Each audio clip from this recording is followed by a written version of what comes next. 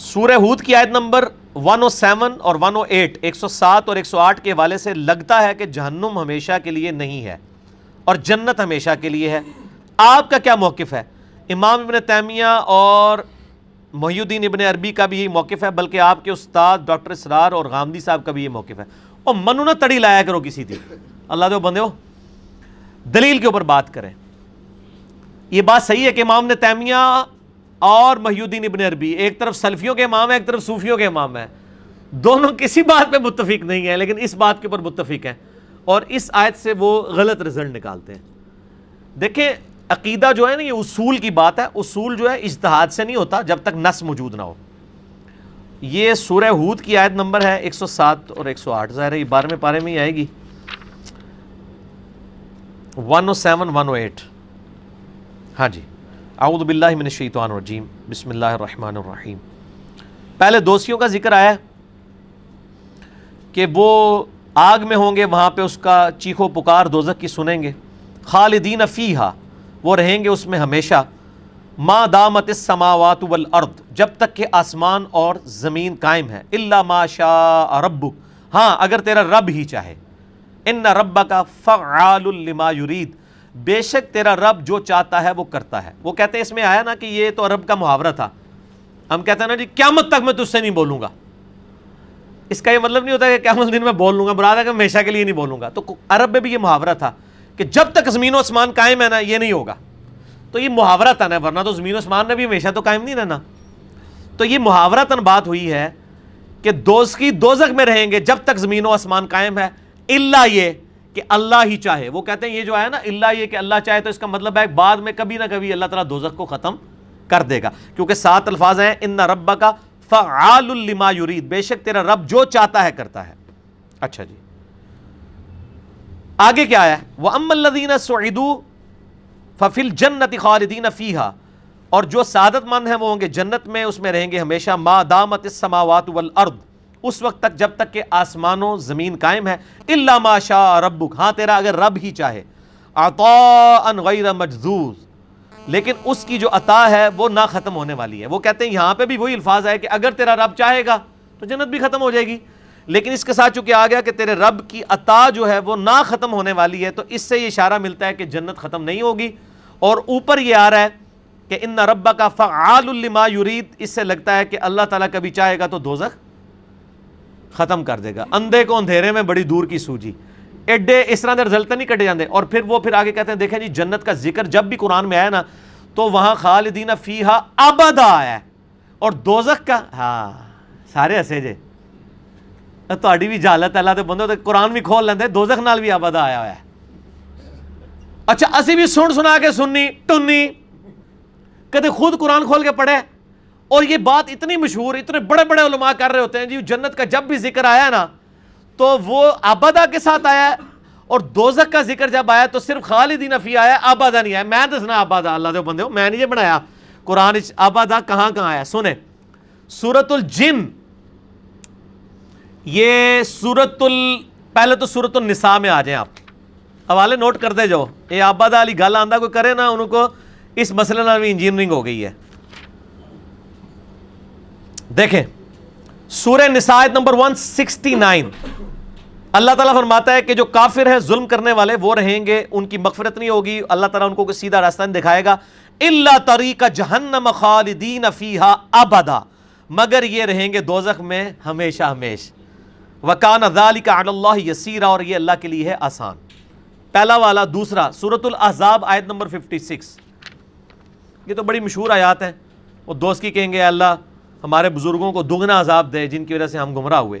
انہی آیات کے ساتھ یہ بھی آتی ہے آیت نمبر 65 سورہ الاحزاب. اللہ تعالیٰ فرماتا ہے ان اللہ لعن الکافرین واعد لهم سعیرا، بے شک اللہ کی لعنت ہے کافروں پر، ان کے لیے دوزخ کا عذاب ہے. خالدین فیہا ابدا، وہ رہیں گے اس میں ہمیشہ ہمیش. لا یجدون ولیا ولا نصیرا، وہاں نہ کوئی اپنا مددگار پائیں گے نہ کوئی دوست. ابدا آیا کہ نہیں؟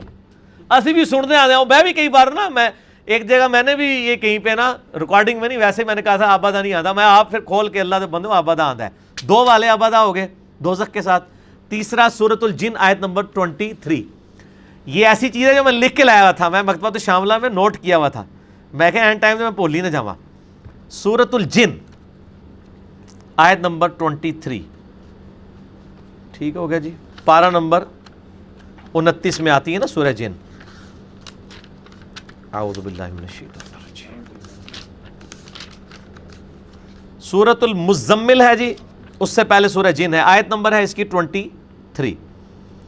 اللہ تعالیٰ ماتا ہے وَمَن يَعْصِ اللَّهَ وَرَسُولَهُ، جو کوئی اللہ اور اس کے رسول کی نافرمانی کرے۔ اے لو بالکل سیدھی آیت ہے، اور مکی آیات بالکل سیدھے سیدھے فتوے ہوتے ہیں نا، کوئی آپ ادھر ادھر سے گھما کے نہیں بات ہوتی، بالکل اسٹریٹ فارورڈ۔ وَمَن يَعْصِ اللَّهَ وَرَسُولَهُ فَإِنَّ لَهُ نَارَ جَهَنَّمَ خَالِدِينَ فِيهَا أَبَدًا، جو کوئی اللہ اور اس کے رسول کی نافرمانی کرے بے شک وہ رہے گا جہنم میں خالدین فیہا ابدا، ٹھیک ہے، ہمیشہ ہمیشہ۔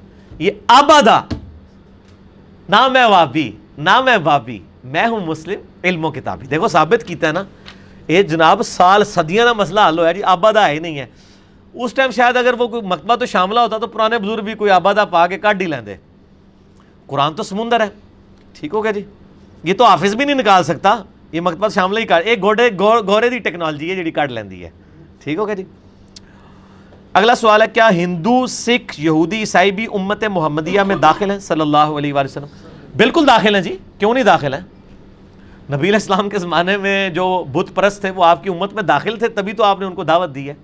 امت کی دو قسمیں ہیں، ایک ہے امت اجابت، وہ امت جو نبی کی دعوت کو قبول کر لیتی ہے، جیسے ہم مسلمان ہیں کہ ہم نے نبی علیہ السلام کی دعوت قبول کر لی، لیکن یہ بھی اسی اکیڈمی کے اندر باہر کوئی نہیں مانتا آپ کو مسلمان، کیونکہ اگر آپ دیوبندی ہیں تو بریلویوں نے آپ کو مسلمان نہیں ماننا، اور اگر آپ بریلوی ہیں تو دیوبندیوں نے نہیں ماننا، اگر آپ اہل حدیث ہیں تو انہوں نے آپ کو نہیں ماننا، دونوں نے، اور اگر آپ شیعہ ہیں تو آپ کو نہیں ماننا۔ یہ میں اس اکیڈمی میں کہہ رہا ہوں، 1.5 ارب مسلمان، ویسے آپ گننے نکلیں گے تو 1.5 بھی نہیں لبنا دونوں، کیونکہ وہ تو سارے ایک دوسرے کو کافر کہہ رہے ہوتے ہیں نا۔ تو ایک جو گوروں کی مردم شماری میں مسلمان ہے، مسلمانوں کی مردم شماری میں تو بریلوی دیوبندیوں کو ماننے کے لیے تیار نہیں، دیوبندی بریلویوں کو مان، جب ایک دوسرے کو گستاخ رسول مشرک کہتے ہیں، اسلام سے نکال رہے ہوتے ہیں نا۔ تو میں گوروں کی مردم شماری میں جو 1.5 ارب مسلمان ہیں، یہ ہیں امت اجابت، جنہوں نے نبی علیہ السلام کی دعوت قبول کر لی، اور دوسرے ہیں امت دعوت، جن کو ابھی آپ نے دعوت دینی ہے، وہ یہود و نصارہ اور سکھ، عیسائی جتنے کافر ہیں، یہ بھی امت کے اندر شامل ہیں، آپ ان کو امت کہیں گے، لیکن یہ امت کی دو قسمیں ہیں۔ اگلا سوال ہے سورہ حامیم السجدہ کی آیات نمبر 10 اور 11 کے تحت زمین کی پیدائش آسمانوں سے پہلے ہوئی، جبکہ سورۃ النازعات کی آیت نمبر 30 ہے وَالْأَرْضَ بَعْدَ ذَلِكَ ضَحَاهَا، اس کے تحت یہ تضاد کیوں آ رہا ہے؟ یہ تضاد نہیں ہے میرے بھائی، یہ اگلے دن ایک بھائی نے مجھے ای میل کے اوپر بھی سوال کیا تھا، میں نے ان کو جواب دیا تھا۔ سورہ حامیم السجدہ میں اللہ تعالیٰ نے یہ فرمایا کہ ہم نے آیت نمبر 10 اور 11 میں، جو پچھلے درس میں ہماری گزر چکی ہیں، کہ ہم نے زمین و آسمان کی پیدائش کا وہ جو 6 دن کا قرآن پاک میں جگہ جگہ آتا ہے نا، ہم نے زمین و آسمان کو فی 6 ایام 6 دنوں میں پیدا کیا، اس کا بریک اپ سورہ حامیم السجدہ سورہ فصیلت میں آیت نمبر 10 اور 11 میں آیا کہ 2 دن کے اندر ہم نے زمین پیدا کی، اگلے 2 دن کے اندر زمین میں اسباب رکھے، یہ 4 دن ہوئے، اور اس کے بعد اگلے 2 دن کے اندر ہم نے 7 آسمان بنائے۔ جبکہ سورۃ النازعات کی آیت نمبر 30 میں آیا کہ ہم نے زمین کو اس کے بعد رہنے کے قابل بنایا۔ زمین کی پیدائش کا ذکر نہیں ہے یہاں پہ، پیدا پہلے ہی ہو چکی تھی، ظاہر ہمیں بھی سائنٹیفکلی پتا ہے کہ بعد میں وہ ٹھنڈی ہوئی، پھر آہستہ آہستہ بارش ہوئی، پھر اس سے سبزہ ہوگا۔ رہنے کے قابل جو ہے وہ آسمانوں کی پیدائش کے بعد بنایا گیا، اسے پیدائش اور اسباب اس میں پہلے رکھ دیے گئے تھے، لہٰذا دونوں چیزوں میں کوئی تضاد موجود نہیں ہے۔ آپ آیات کو غور سے بھی پڑھ لیا کریں، اس میں ہے کہ ہم نے زمین کو اس کے بعد بچھونے کے طور پر رہنے کے قابل بنایا۔ بعض لوگوں نے اس کا ترجمہ یہ بھی کیا ہے کہ ہم نے زمین کو اس کے بعد ایگ شیپ میں بنایا، لیکن لٹریچر میں اس کی کوئی اس حوالے سے دلیل نہیں ملتی۔ 1-2 دفعہ میں نے بھی بیان کیا تھا، لیکن پھر میں نے اس کی جب تحقیق کی تو ایسی کوئی دلیل نہیں ملتی، یہی ہے کہ زمین کو رہنے کے قابل بنایا، ٹھیک ہو گیا جی۔ اور اسی میں بتا دوں، بعض لوگ کہتے ہیں جی وہ زمین فلیٹ ہے، قرآن میں ہم نے زمین کو بچھونا بنایا۔ بچھونا اس معنوں میں کہا جاتا ہے زمین کو کہ زمین سٹیبل ہے، کیونکہ ہر سیکنڈ میں 2 زلزلے آ رہے ہیں، ان کا میگنیچیوڈ زیادہ نہیں ہے، ورنہ زمین پہ کوئی رک نہ سکے۔ تو فلیٹ قرآن پاک میں کہیں نہیں ہے کہ زمین فلیٹ ہے، نہ قرآن پاک میں کہیں ڈائریکٹلی آیا کہ زمین گول ہے. سائنس سے ہمیں پتہ چلا زمین گول ہے, البتہ رہنے کے قابل ہے. اور ایک بہت بڑے گول دائرے میں 1-2 کلومیٹر تک بھی آپ جائیں تو وہ فلیٹ ہی نظر آئے گا, کیونکہ ایک بہت بڑی آرک کا چھوٹا سا حصہ آلموسٹ اسٹریٹ لائن ہی ہوتا ہے. ٹھیک ہو گیا جی. اور وہ جو سرکمفرنس 40,000 کلومیٹر کا ہے زمین کا, 40,000 کلومیٹر ہے یہ گولائی, تو اس میں 1 کلومیٹر کیا 10 کلومیٹر بھی ایک اسٹریٹ لائن ہی ہوگی. ٹھیک ہے نا. وہ فلیٹ اس اعتبار سے کہ رہنے کے قابل ہے. فلیٹ قرآن پاک نے یہ نہیں کہا کہ زمین بالکل چپٹی ہے, یہ قرآن پاک میں کہیں نہیں آیا, بالکل ہی غلط دعویٰ ہے.